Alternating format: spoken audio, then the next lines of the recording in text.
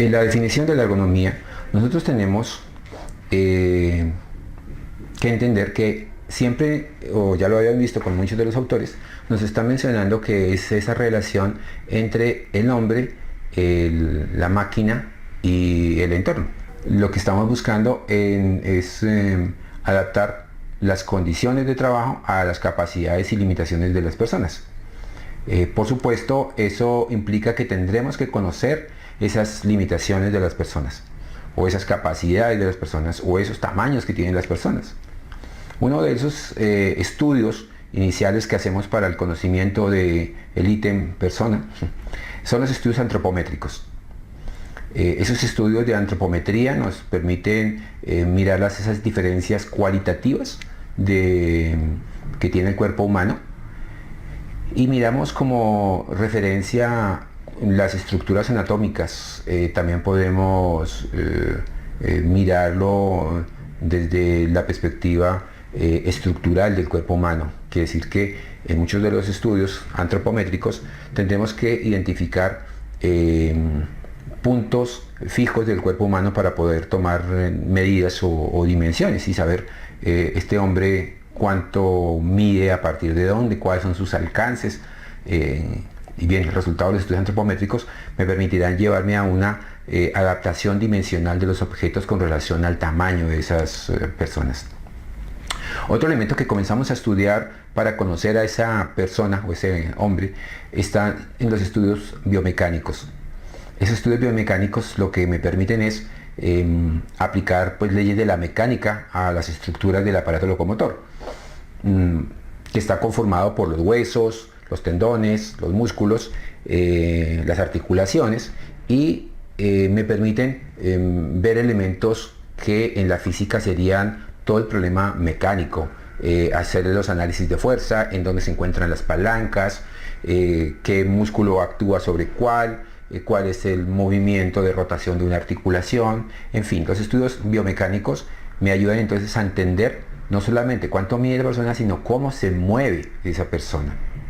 Esos estudios de movimiento de las personas me permiten llegar a conclusiones como poder entender cuáles son las posturas que adoptan. Muchos de los elementos que nosotros vamos a encontrar en los análisis tienen que ver con las posturas.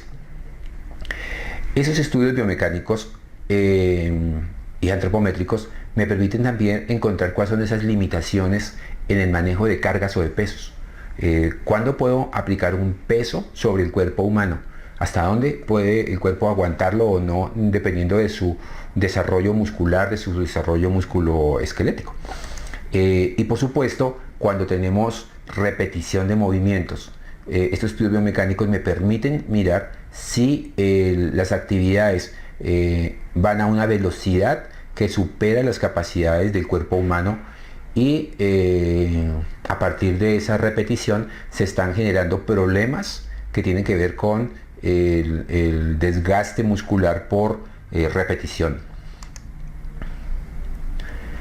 En el análisis de los hombres también tendremos que mirar cuáles son las condiciones mentales. Esas condiciones mentales tendremos que analizarla a partir de esas relaciones psicosociales. Son esas condiciones sociales en las que se encuentra la persona. Son relaciones que tienen que ver con la recreación, la familia, las relaciones con otras personas, el nivel educativo en el que se encuentra, la carga mental a la cual lo sometemos en el trabajo. Sea por lo alto o por lo bajo, podremos tener trabajos o actividades que requieren una muy alta concentración, que generan un desgaste, por supuesto, mental. O lo contrario, procesos que requieren tan baja calidad de trabajo mental que nos centramos en los procesos de monotonía y hace que la persona pierda el control de lo que está haciendo. Los niveles de educación pueden ser otro de los factores importantes en el análisis de las personas, ¿no? Es diferente tener alguien sin una educación en particular con alguien con mucha educación. ¿Bien? Claro, esperamos que cada persona, dependiendo de sus niveles de conocimiento, desarrolle actividades para el nivel en el que se encuentra. Cuando los cambiamos de nivel, podemos tener o personas que están subvaloradas en el trabajo o sobrevaloradas en el trabajo, dependiendo de sus cualificaciones personales.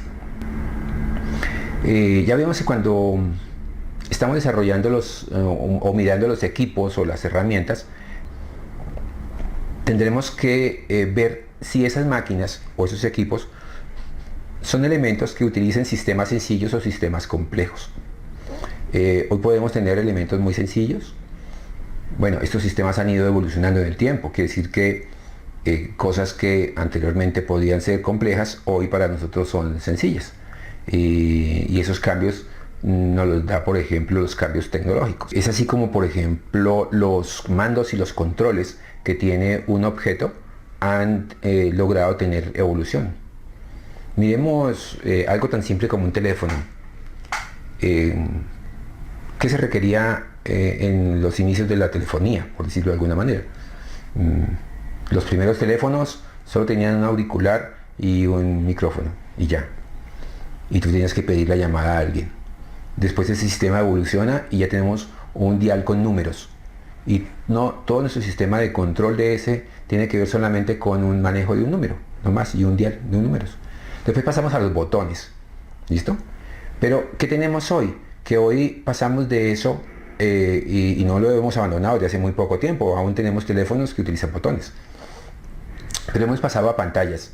Y esos mandos y esos controles pasan de ser elementos fijos, físicos, de oprimir, ¿no?, a elementos virtuales. Entonces hoy tenemos botones virtuales, elementos que cambian de tamaño, que cambian de forma, que cambian de color, que se mueven con un simple toque o que puede que ni siquiera requieran ser tocados para poderse activar, que es lo que sucede con nuestros teléfonos de hoy. Entonces esos mandos y controles pueden cambiar en el tiempo. Algo que era muy simple antes, ahora ya no se utiliza, o alguien que parecía muy complejo anteriormente, ahora para nosotros es algo muy simple. Eso tiene que ver con los procesos cognitivos. Quiere decir que las personas van cambiando la forma en la que perciben ese mundo y van cambiando la forma en la que entienden la forma de aproximarse a los objetos o utilizar los objetos nuevos. Por eso es que entramos cuando hacemos los estudios de los equipos como tal. Uno de los estudios que comenzamos a trabajar son los estudios relacionados con la usabilidad. Ya tendremos un capítulo especial sobre eso. La usabilidad entonces tiene que ver con esa búsqueda de la eficiencia, la eficacia y la satisfacción que tienen los usuarios en el uso de un producto. Podemos medirlo, podemos mirar qué tan eficiente es ese producto que estamos desarrollando, qué tan efectivo es para desarrollar la actividad que quiero, y si yo estoy satisfecho con el uso que le estoy brindando o no al producto o al desarrollo del producto que se me dio. Otros elementos que tienen que ver con esos procesos mentales tienen que ver con las variables semiológicas. La semiología es la interpretación. ¿Qué entiendo yo cuando veo algo? Hace algún tiempo se decía que azul niño, rosado niña. Uno entendía que ese color quería decir algo, ¿cierto? Nosotros podemos entender que verde avanza, rojo se detiene. Fíjense cómo solamente un cambio de color puede definir una acción. La semiología tiene que ver con esa interpretación que yo le doy a algo que veo. Si yo veo algo rojo, posiblemente tenga que sentir que me detengo, que es algo peligroso, que es algo no sé qué. Si veo algo verde, posiblemente puedo pensar que es algo que no es tan peligroso, en fin. Son sencillamente sistemas semiológicos que los semiólogos se encargan de hacer este tipo de análisis dentro de la variable de los objetos y lo que hemos colocado en el objeto. Vayámonos al otro capítulo. El entorno. Puede ser un entorno físico o un entorno social. En el entorno físico está relacionado con las condiciones ambientales. Entonces nosotros tendremos que mirar para el desarrollo de la actividad cuáles son las condiciones de entorno físico que se están presentando. Como mencionaba anteriormente, ese entorno físico puede estar relacionado con la iluminación, por ejemplo. Entonces yo podría decir cuánta cantidad de luz requiere en su área de operación un joyero para desarrollar su actividad, o un cirujano. ¿Cuánta cantidad de luz se requiere para iluminar un corredor? Son espacios que se ven afectados por la cantidad de iluminación. El sonido. ¿Cuánta cantidad de sonidos soy capaz de percibir o no? hasta cuánto mis oídos permiten un sonido en particular antes de comenzar a generar problemas de pérdida de audición. La temperatura. ¿Cuáles son esas variables de temperatura? ¿Hasta dónde puedo desarrollar una actividad en un ambiente o muy frío o muy caliente? ¿Cuáles serán esos valores ideales de temperatura para el desarrollo de una actividad? Y entonces, si yo logro encontrar esas variables, podría comenzar a decir cuáles son esos entornos desde lo físico que me generan ambientes ideales para desarrollar las actividades. También tendremos los ambientes no físicos, sino los ambientes organizacionales, que tiene que ver toda esa relación con las condiciones laborales, el manejo con compañeros, la relación con superiores o con inferiores o con iguales, en fin, y cómo se da esa relación entre ellos y nos permite generar un entorno que puede ser muy interesante para una persona que está desarrollando un trabajo ahí o no lo está haciendo. ¿Cuál de ellos tendremos que controlar?